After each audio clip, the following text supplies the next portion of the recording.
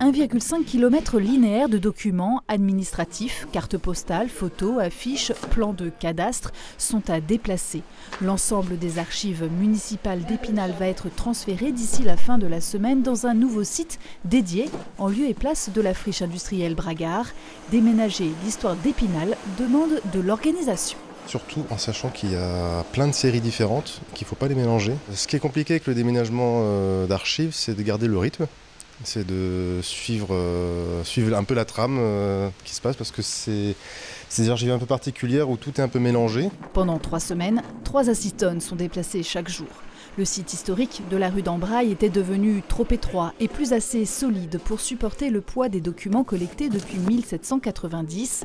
Le nouveau, conçu au cœur du quartier prioritaire de la politique de la ville du Champ du Pin, a été imaginé spécifiquement pour accueillir 5 km linéaires de dépôts provenant de la mairie et de l'agglomération d'Épinal. On arrive dans le premier magasin de conservation où les archives sont rangées de manière ordonnée. C'est pas un bâtiment comme les autres, beaucoup de normes techniques s'imposent.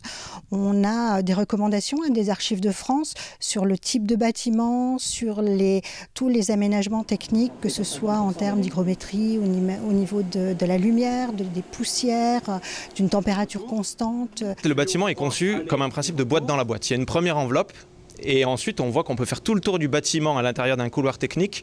Et les cellules d'archivage, les magasins, sont à l'intérieur d'une deuxième enveloppe. Près de 3 800 000 € ont été investis pour créer ce nouvel écrin qui pourra accueillir le public dans de meilleures conditions et faire vivre ces archives. Les archives, c'est quelque chose de vivant.